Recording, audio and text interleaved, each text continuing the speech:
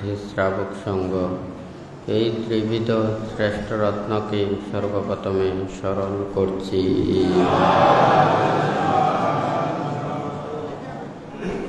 রাউজান উপজেলাধীন আবুল কিলস্ত দুতাঙ্গ কুটিরে উপস্থিত অত্র এলাকার সদ্ধর্মপ্রাণ দায়ক দায়িকা তথা দুতাঙ্গ কুটিরে সংশ্লিষ্ট দায়ক দায়িকা উপাসক উপাসিকা তথা বিভিন্ন জায়গা থেকে যারা নির্বাহনকামী উপাসক উপাসিকারা সমবেত হয়েছেন, আপনাদের উদ্দেশ্যে কিছু ধর্মোপদেশ প্রদান করার প্রারম্ভে প্রত্যেকের প্রতি মৈত্রীপূর্ণ আশীর্বাদ জানাচ্ছি।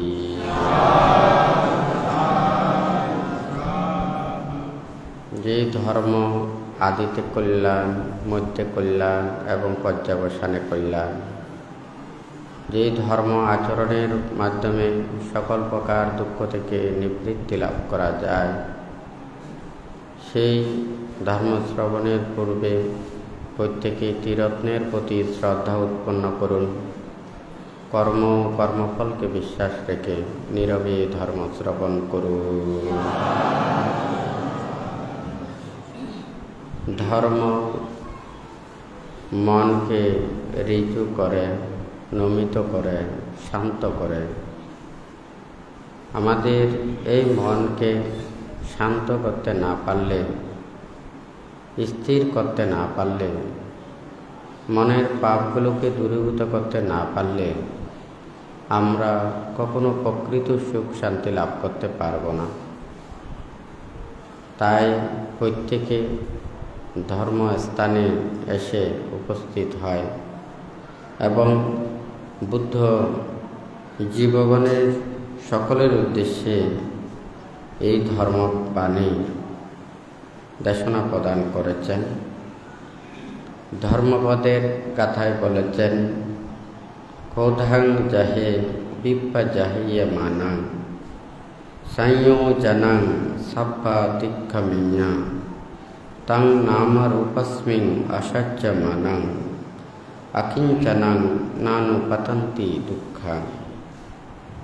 ক্রোধ সংবরণ করো, মান পরিত্যাগ করো, সর্ববিধ সংযোজন অতিক্রম করো।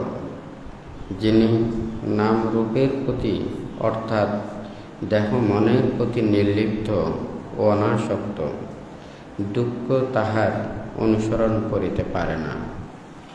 বুদ্ধ এই কথাটি বলেছেন।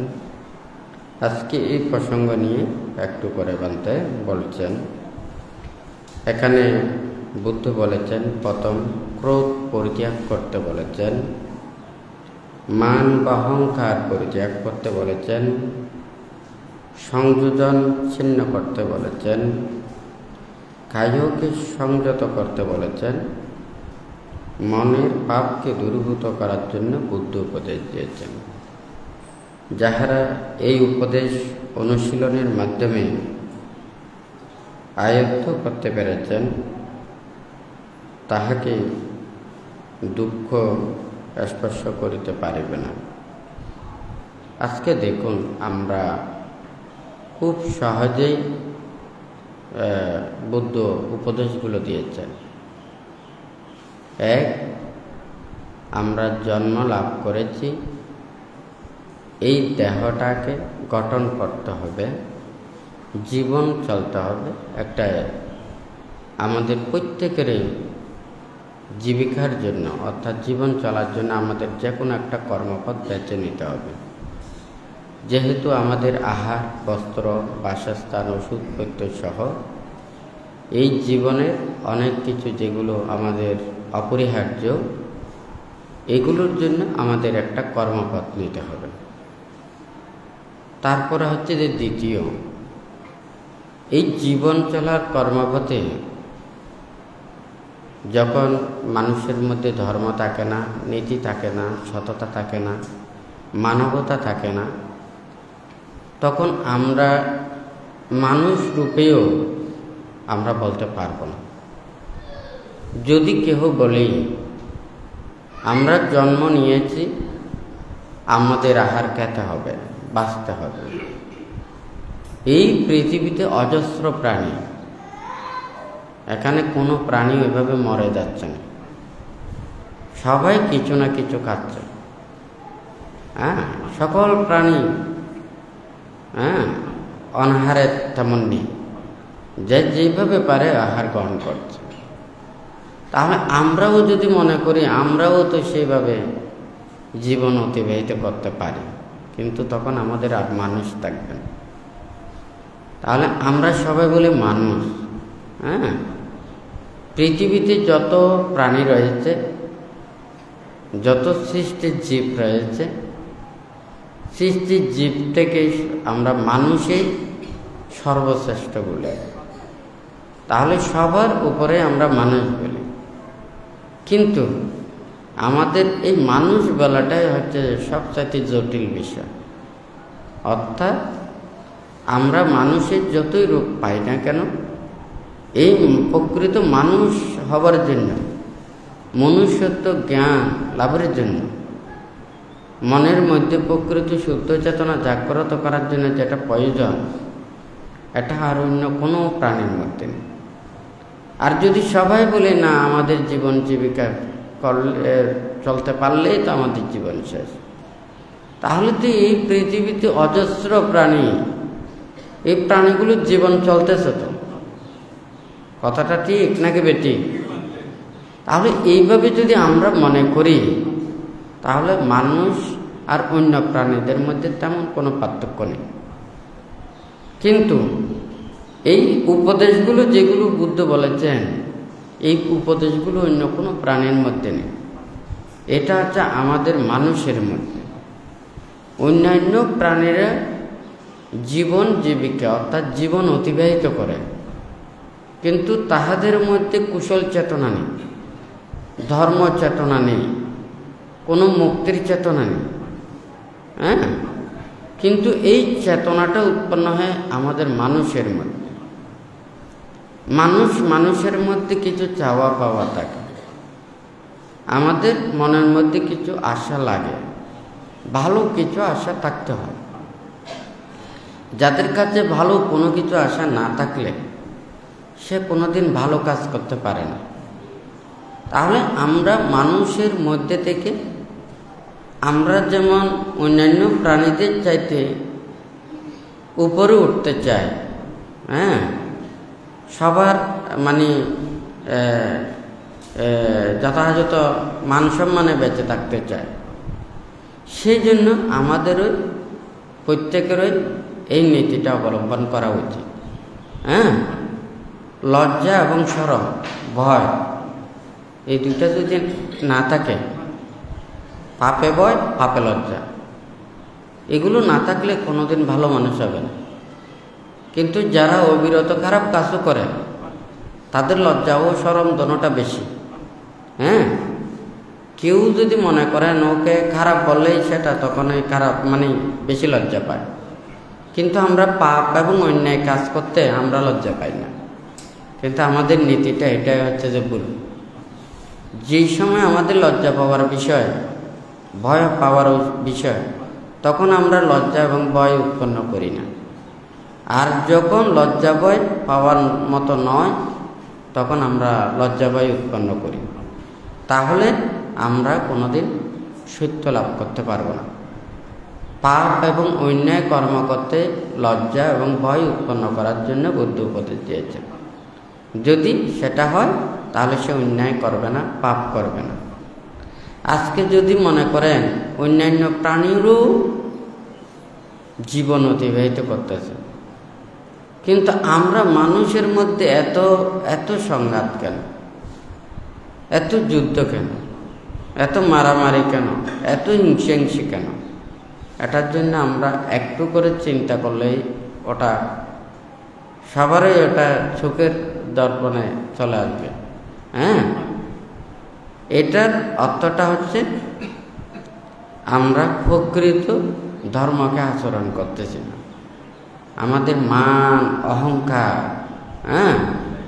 হিংসা, বিদ্বেষ, আরেকজনের ভালো কিছু দেখলে সেটা সহ্য করতে পারি না। আমি নিজেও ভালো কাজ করি না, আরেকজনের ভালো কাজ দেখলে আমরা তখন এটা সহ্য করতে পারি না। এই হিংসা, অন্য প্রাণীদের মধ্যে এতগুলো হিংসা নেই। আর তুমি বেশি খাচ্ছ, আমি কম খাচ্ছ, ওখানে কোনো হিসাব নেই। হ্যাঁ, একটা প্রাণী আর একটা প্রাণীর মধ্যে এই ধরনের হিংসাগুলো নেই, কিন্তু আমাদের মধ্যে হিংসা আছে। হ্যাঁ, দেখুন ওখানে একটা সাপ, তার পেটে যতটুকু ধরে ততটুকু ব্যাংকে একদিকে মানে ও থাকে, হয় নাকি না? যার বেশি পায় বেশি খায়, বেশি মানে যা পায় তা খায়, কিন্তু একটা সাপ আর একটা সাপের মুখেরটা ওটা গ্রাস কেড়ে নেয় না, সামনে পেলে যার জোর আছে সে নিয়ে পেলে। কিন্তু আমরা মানুষ, হ্যাঁ, আমাদের তো আশা আকাঙ্ক্ষা প্রত্যাশার যে পাহাড়, এই পাহাড়ের কোনো শেষ নেই।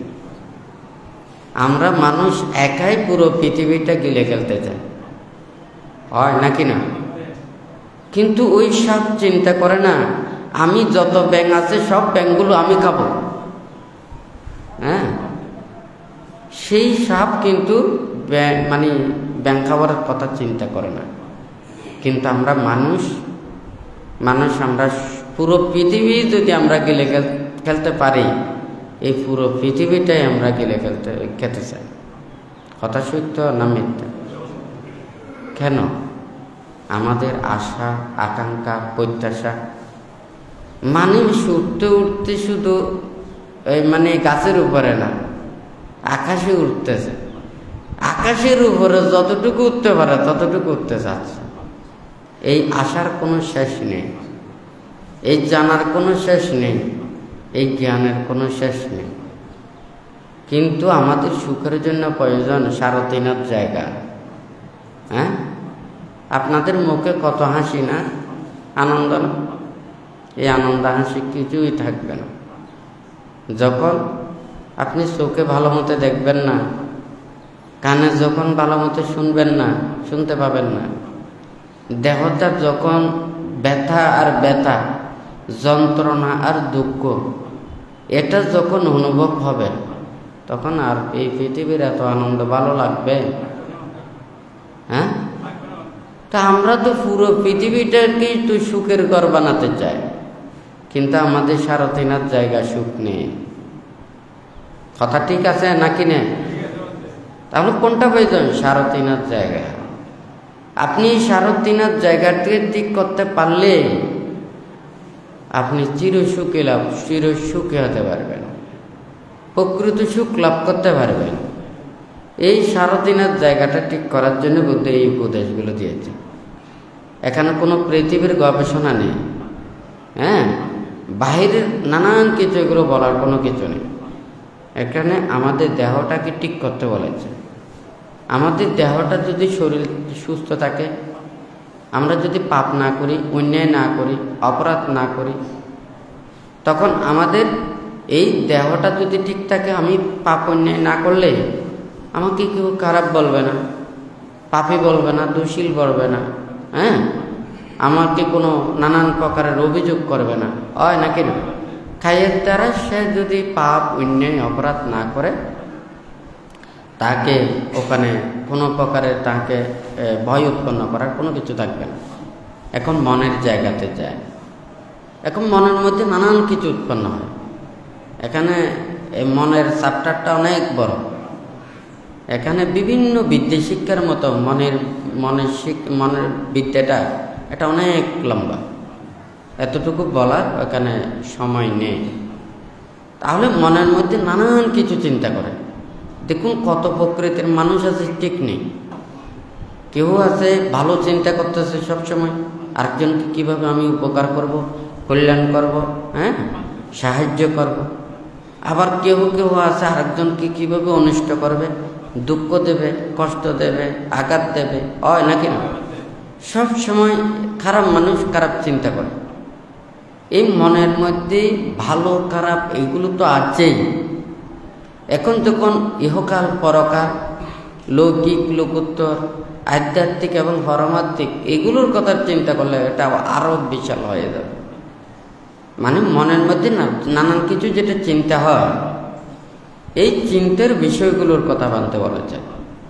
তো বুদ্ধ এখানে বলেছেন যে কি, আমাদের এই যে লোভ, দেশ, মোহ, হিংসা, বিদ্বেষ এগুলো পরিত্যাগ করতে হবে। আমাদের মান অহংকার পরিত্যাগ করতে হবে। অহংকার পতনের মূল, এটা সবাই জানে। অহংকারের কারণে এই মার হয়েছে, মার এমনি হয় না। হ্যাঁ, অহংকারের কারণে মার হয়েছে। মারু জন্ম জন্মান্তরে অনেক পুণ্য সঞ্চয় করেছে। এই অনেক পুণ্য সঞ্চয় করে সে যখন অনেক শক্তি লাভ করেছে, তখন মনের মধ্যে ইচ্ছা উৎপন্ন হয়, আমার মতো শক্তি দ্বারা কেউ নেই। হ্যাঁ, আমার যেমন ইচ্ছে তেমন করতে পারে। হ্যাঁ, সেই অহংকারের কারণে ও শক্তি প্রদর্শন করতে গিয়ে তখন ওখানে এই অত্যাচারগুলো শুরু করে। তখন এই করতে করতে সে মারের রূপ ধারণ করে।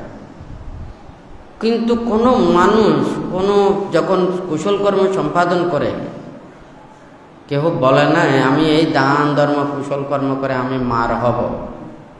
হ্যাঁ, এখন যদি সবাইকে যদি বলি আমরা সবাই লেখাপড়া করেছি স্কুল কলেজে, হয় নাকি না? আমাদের মাস্টাররা, প্রফেসররা আমাদেরকে শিক্ষা দিয়েছে, হয় নাকি না? তাহলে স্কুল কলেজে যে লেখাপড়ার বিদ্যা শিক্ষা ওখানে দেয়, ওই সময়েই শপথ বাক্য পাঠ করা, আমরা সবাই ভালো কাজ করব, হ্যাঁ, আমরা উপকার করব, দেশ সমাজের মঙ্গল চাইব, হয় নাকি না? কারো ক্ষতি করবে না, এটাই সংকল্পবদ্ধ এই সবাই শিক্ষা নেয়। কিন্তু এই শিক্ষা যখন সে নিজে থেকে অনেক উচ্চতর ডিগ্রিও লাভ করে, তা মাথায় যখন কুবুদ্ধি আসে, কুচিন্তা আসে, অকুশল চিন্তাগুলো আসে, হয় নাকি না? তখন কিন্তু এই ব্রেনগুলো সব ওইদিকে খারাপের দিকে নিয়ে যায়। হ্যাঁ, বিমানকে উপরে করলে উপরের দিকে যাবে, সাইডে করলে সাইডে যাবে, আর নিচের দিকে হলে একেবারে তলে দেবে। হ্যাঁ, রকেট বিমানের মতো, হয় নাকি না? এখন লেখাপড়া বিদ্যা শিক্ষা এটা তো ভালো, এটা তো কোনো খারাপ না। কোনো মানুষ বলবে না শিক্ষিত হলে কেউ খারাপ হবে, এটা কোনো মানুষ বলবে না, হয় নাকি না? আমরা লেখাপড়া বিদ্যা শিক্ষা যারা ভালো করে তাদেরকে সবাই পছন্দ করে। কিন্তু মাথার মধ্যে কুবুদ্ধি, সুবুদ্ধি, ভালো বুদ্ধি, এইগুলো তো ওখানে লেখাপড়ার মধ্যে খারাপ কোনোটাই নেই, ওখানে আছে ভালোটা। কিন্তু আমাদের মন যখন ওই যে বান্তে অহংকার বলেছে, অহংকার যে পতনের মূল, কথাটা সত্য। অর্থ কি অনর্থের মূল, কথাটা অবশ্য সত্য।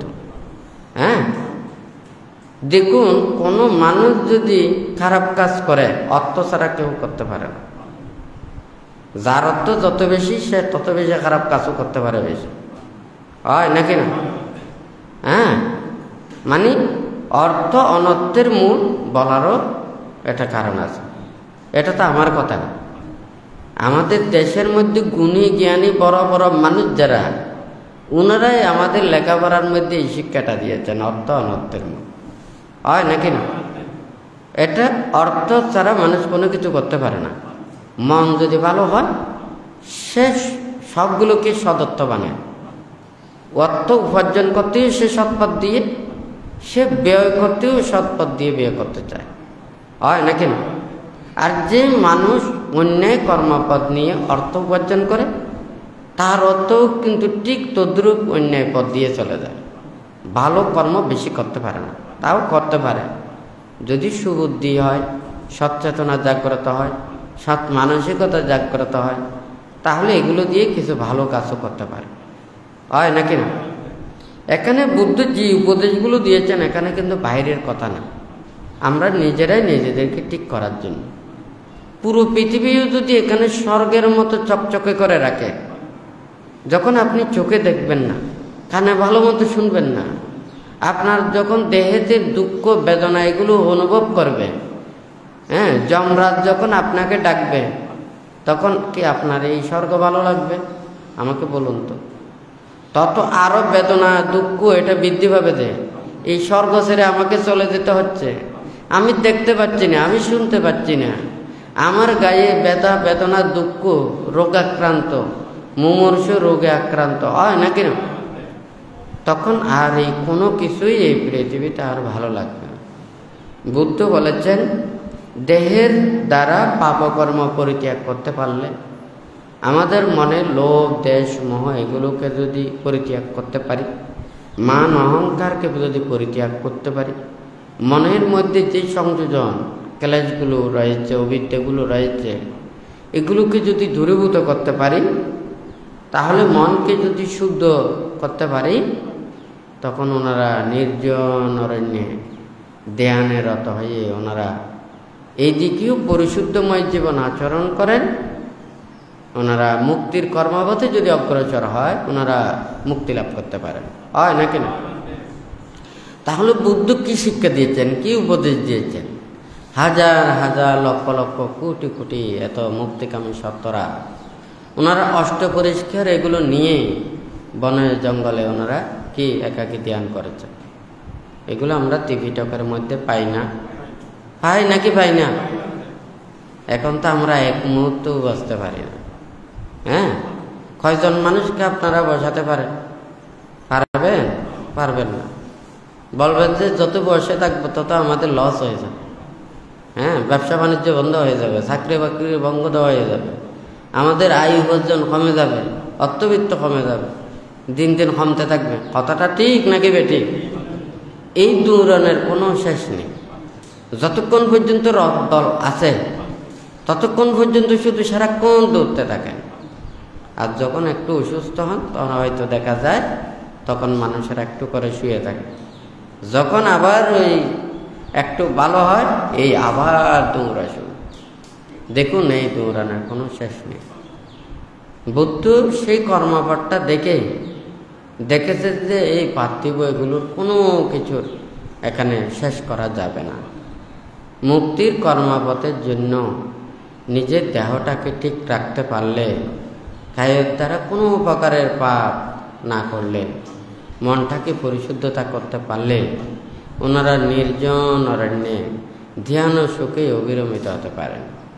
কিন্তু আপনি পাপ করেন, অন্যায় করেন, অপরাধ করেন, নানান কিছু অপকর্মের সাথে জড়িত, আপনার সম্ভব না।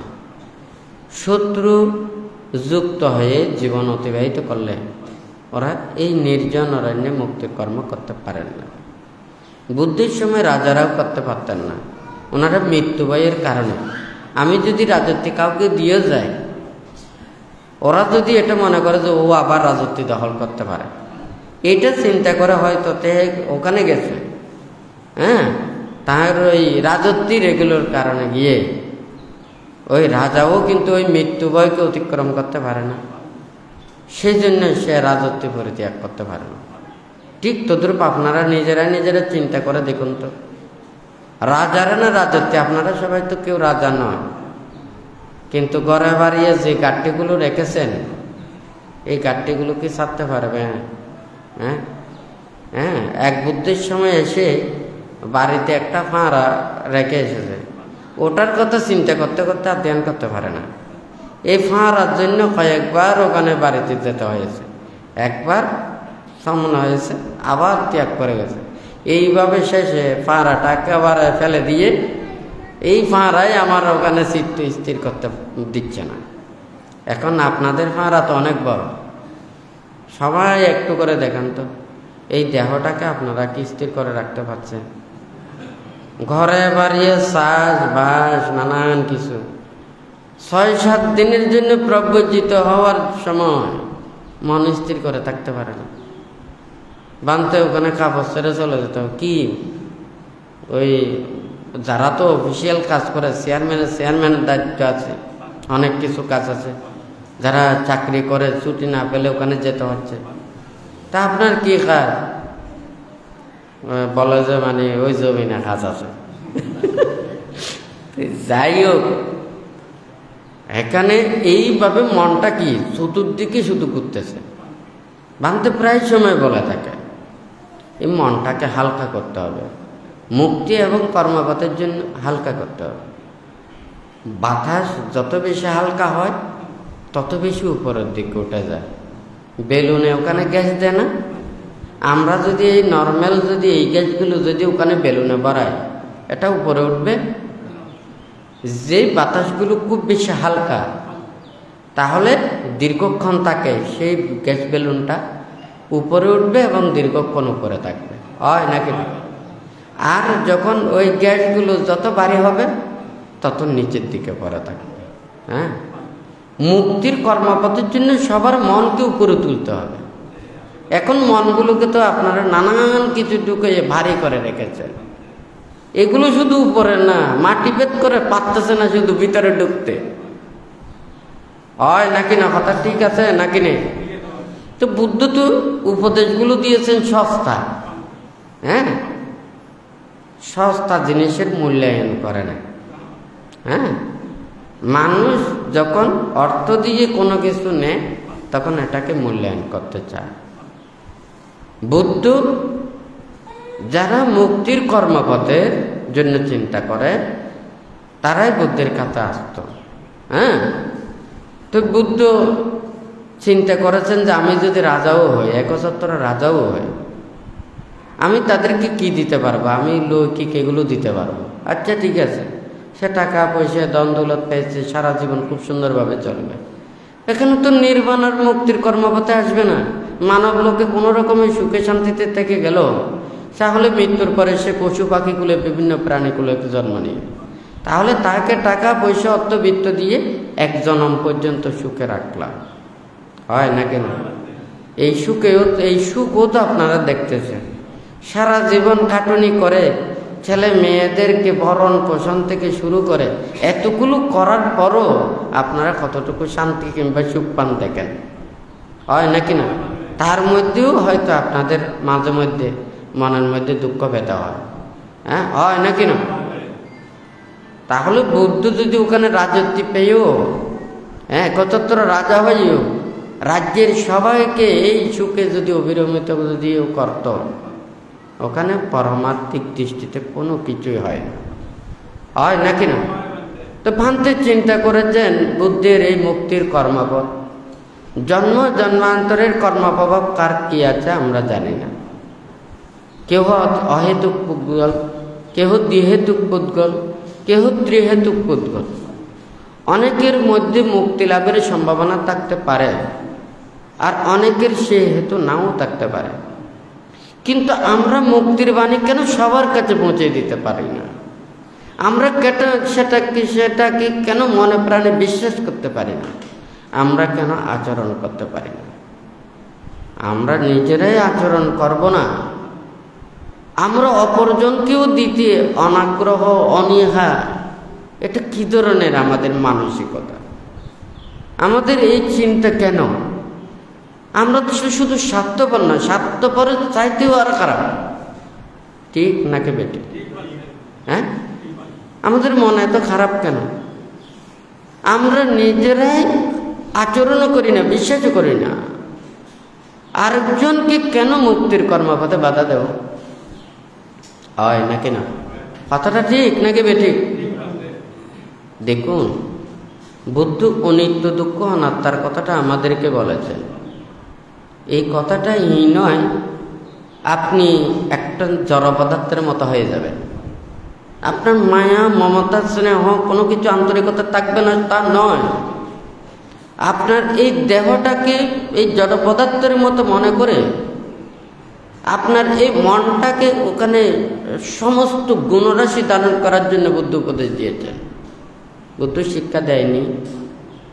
সুদীর্ঘ ৪৫ বছর যাবৎ উনি ত্যাগের মাধ্যমে থেকে উনি মুক্তির কর্মপথে আনার জন্য অজস্র প্রাণীদেরকে মুক্তির বাণী দিয়ে নিজের সমস্ত দুঃখগুলোকে কাঁধে নিয়ে সবার এই উপকারের জন্য বুদ্ধ প্রচেষ্টা চালিয়েছে না? তো বুদ্ধ এই নীতিটা আমাদেরকে শিখায়নি? তা আমরা কি নীতি শিখতেছি?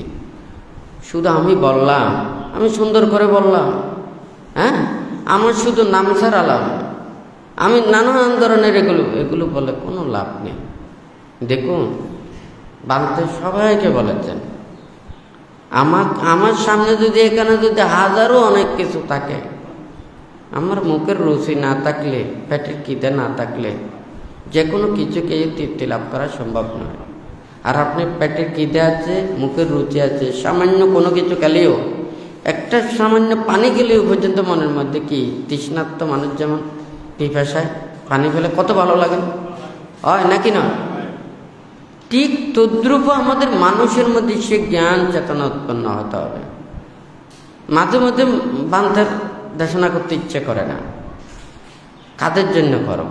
হ্যাঁ, যাদের জন্য করি তারাও তো ভুল বোঝে, যারা উপকার পায় তারাও বুঝতে পারে না। বুদ্ধিজ্ঞান লাভের পরে ধর্মদান করতে চায়নি। এই পঞ্চ ইন্দ্রিয়ের পঞ্চ কামগুণের প্রতি, রূপ শব্দ গন্ধ রস স্পর্শ, সুখের প্রতি প্রাণীগণ এত অস্থির বেকুল।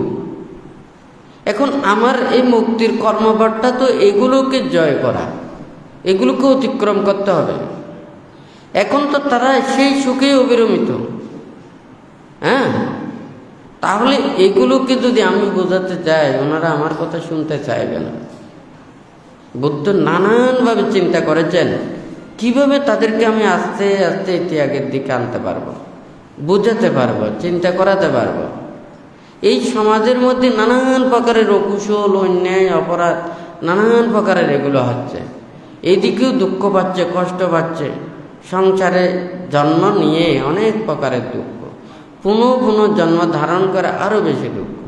এখন এখান থেকে নিবৃত্তির জন্য বুদ্ধ এই কর্মবর্তায় একমাত্র নিয়েছেন।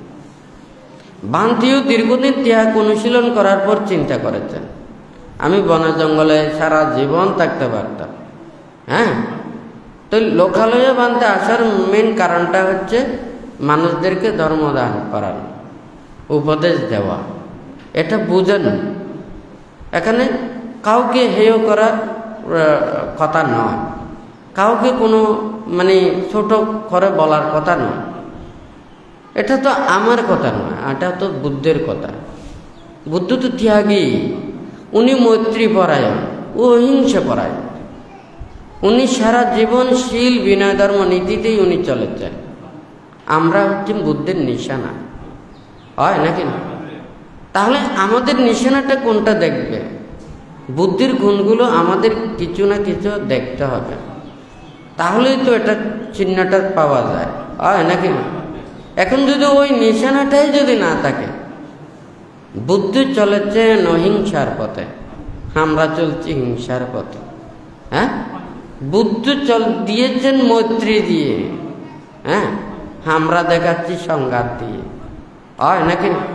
আর বুদ্ধ করেছেন ক্ষমা করে, আর আমরা করছি প্রতিশোধ নিয়ে। হ্যাঁ, দেখুন তো, একটা গাছও তো ওখানে বেইমানি করে না। হ্যাঁ, ভালো যেটা মিষ্টি জাতের বীজ, ফলটাও মিষ্টি ফল দেয়। হ্যাঁ, বুদ্ধির অহিংসা মৈত্রী ত্যাগের বাণী পুরো পৃথিবীতে ছড়িয়ে দিতে আমাদের মনের মধ্যে এত অনীহা কেন, আমাদের দ্বিধা কেন? ত্রিপিটকের এমন কোনো পাতায় বুদ্ধ লিখে নাই বুদ্ধের এই অহিংসার বাণী তোমরা মানুষের কাছে বলতে পারবে না, জানাতে পারবে না। বুদ্ধ বলেছেন দিকে দিকে তোমরা এই বুদ্ধের মুক্তির বাণী ছড়াও।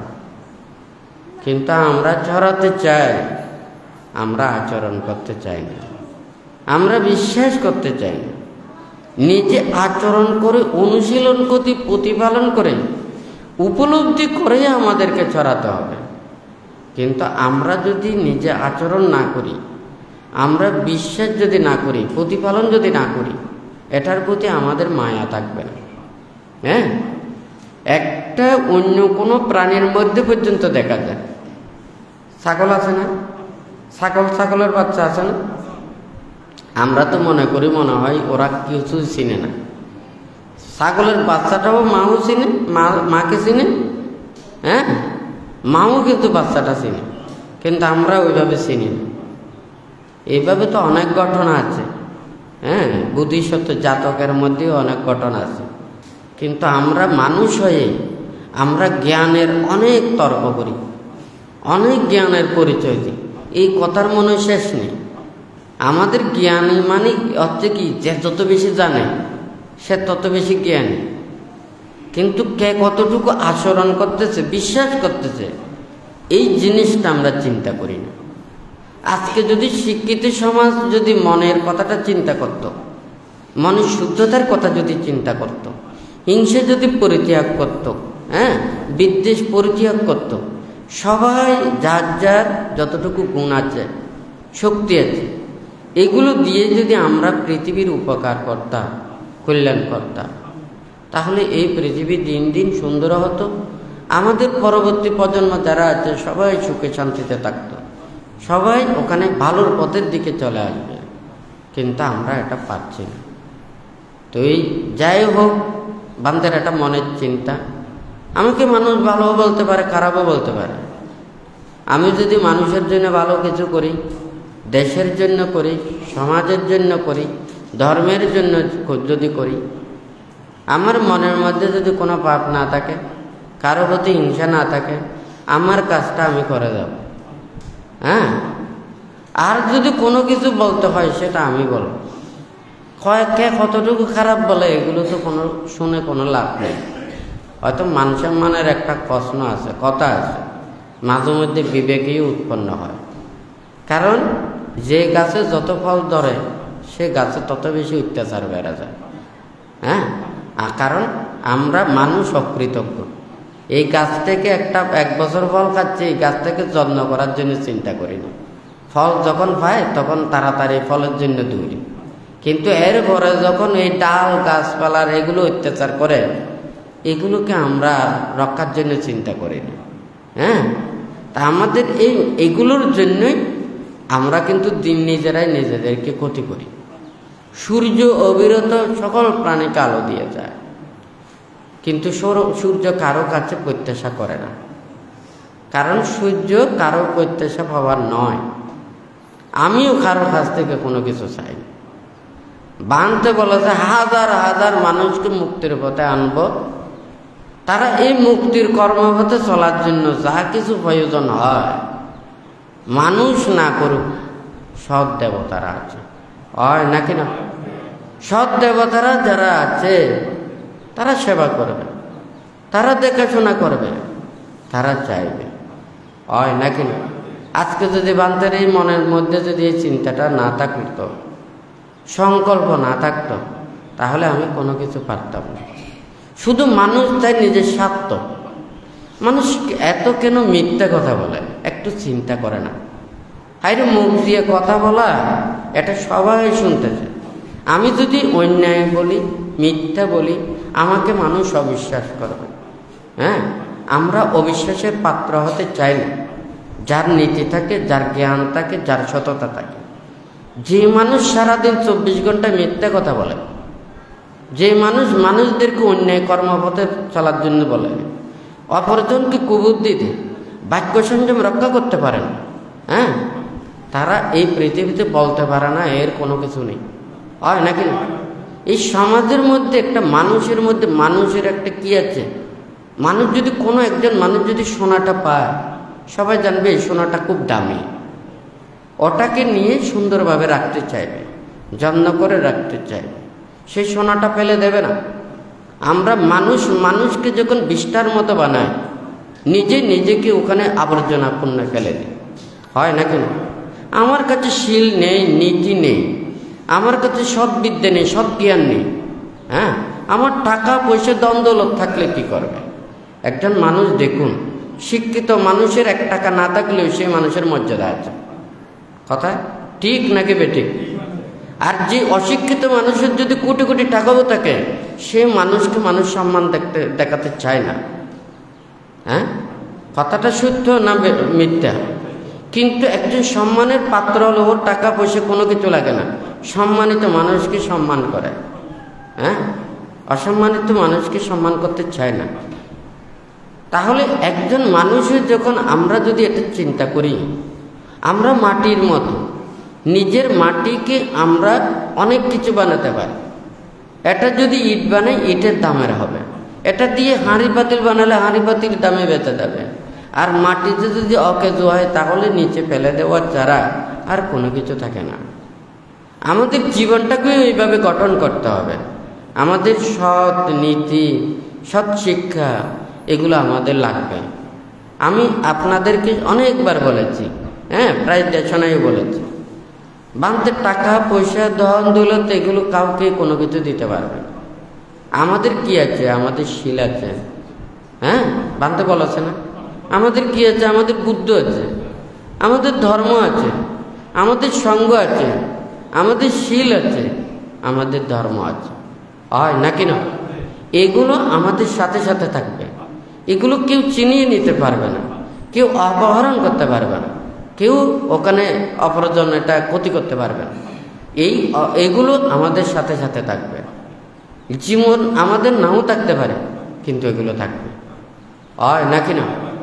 তাহলে আমরা সেই কর্মপথের অধিষ্ঠান সংকল্প নিয়েই তো ধর্মস্থানে এসেছি, কাউকে ক্ষতি করার জন্য না, দুঃখ দেওয়ার জন্য না, কাউকে কোনো কিছু আঘাত দেওয়ার জন্য না।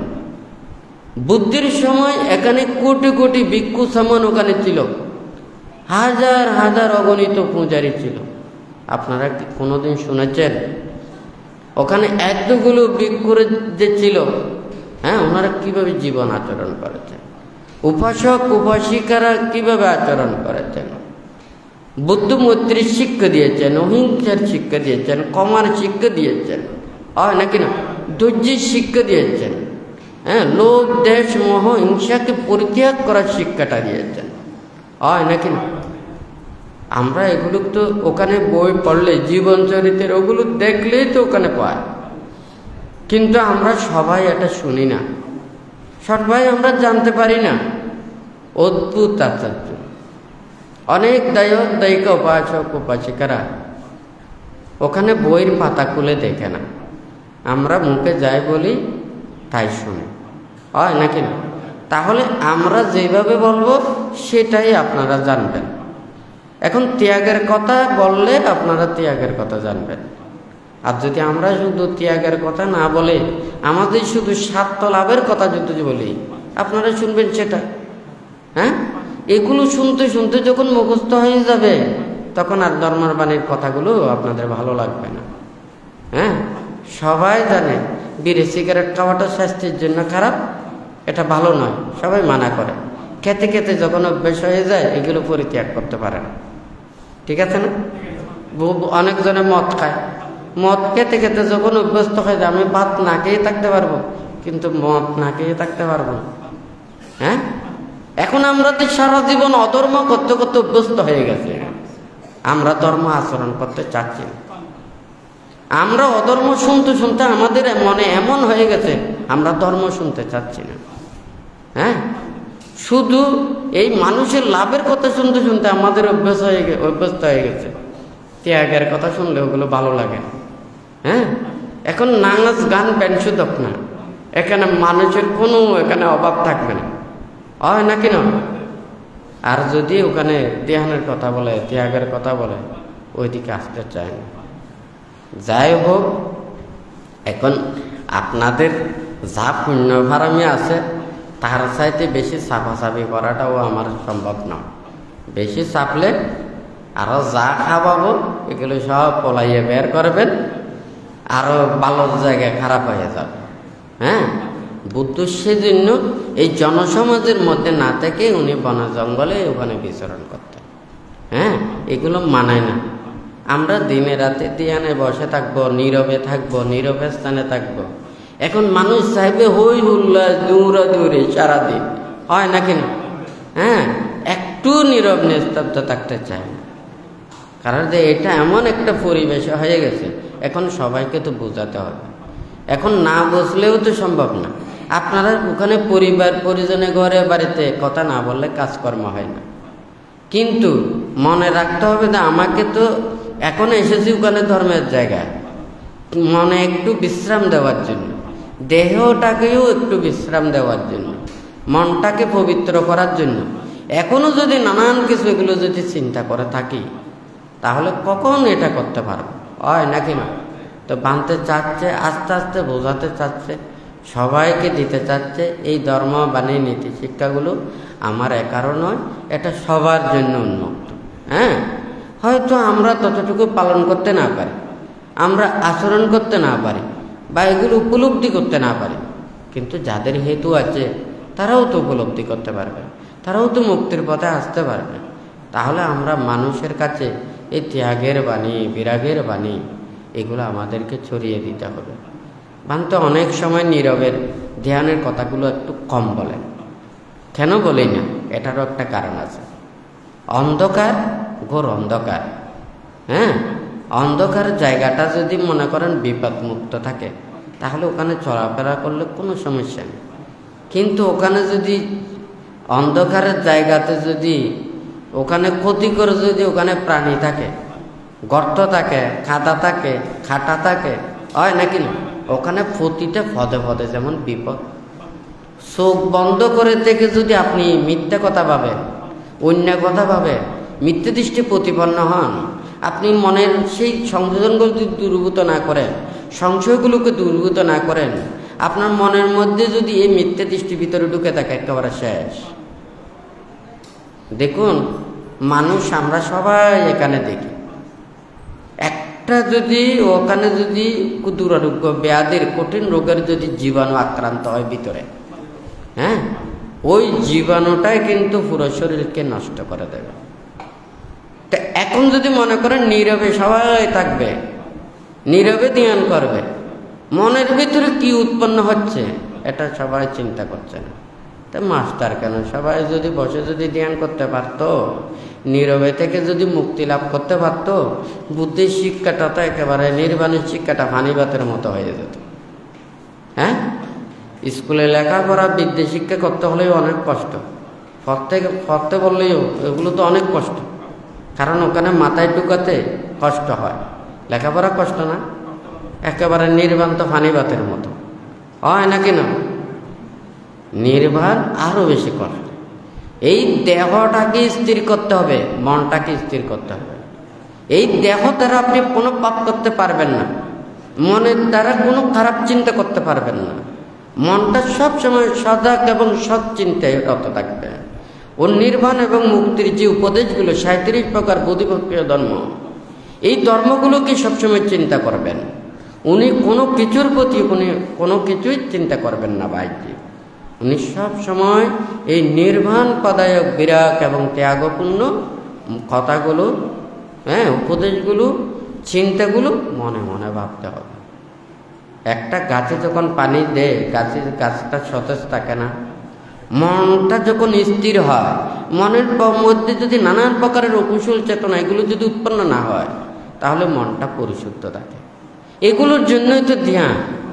এখন যদি মনে করেন মনের ভিতরে সব পাপ রয়ে গেল, এখন তো বসে তো আছে গাড়ি, শুধু এমনি গাড়িতে উঠে বসে থাকলে হবে না, গাড়িটি সুনির্দিষ্ট কর্মপথ দিয়ে গিয়ে যেতে হবে লক্ষ্যস্থানে পৌঁছার জন্য। এখন যদি সেটা শুধু একটা মাঠের মধ্যে শুধু ঘুরাতেই থাকলাম, তাহলে ওই গাড়িটা তো আরও ওইদিকে যাবে না, অগ্রসর হবে না। তো যাই হোক, বানতে চায়, আজকে আপনারা ছুটির দিনে অনেকজন এসেছেন, সেই জন্যই এখানে বলেছি। আর তাছাড়াও এখানে যেহেতু অনলাইনে আর্যবার্তা পেয়েছে, অনেক ওখানে হাজার হাজার পুণ্যার্থী, দায়ক দায়িকা, উপাসক উপাসিকা তথা বিভিন্ন জনসাধারণ ভান্তের উপদেশগুলি শুনে থাকে। তো ভান্তে সবাইকে বলতে চায়, আমরা মনের পাপগুলোকে দূরীভূত করি। আমরা যদি হিংসা, বিদ্বেষ এগুলো যদি মনের ভিতর থেকে পরিত্যাগ করতে না পারি, তাহলে আমরা কোনো জায়গাতেই ওখানে শান্তি পাবো না, সুখ পাবো না। হয়তো আমরা সবাইকে এতটুকু দেওয়া সম্ভব নয়, কিন্তু ধর্ম মানুষদেরকে এমন আশ্রয়স্থানে আনে দিতে পারে যেখানে গেলে আমরা প্রকৃত সুখ শান্তি লাভ করতে পারবো।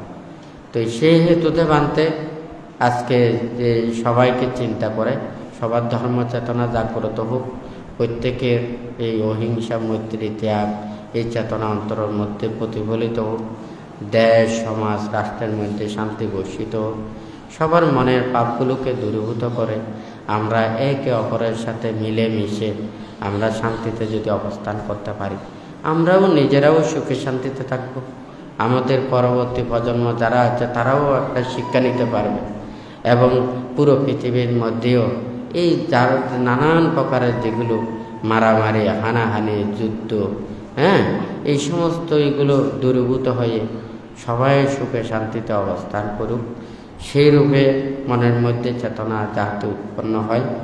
আপনারা প্রত্যেকে বুদ্ধ ধর্ম সংঘের কাছে আশীর্বাদ প্রার্থনা করে 3 বার সাধুবাদ প্রদান করুন।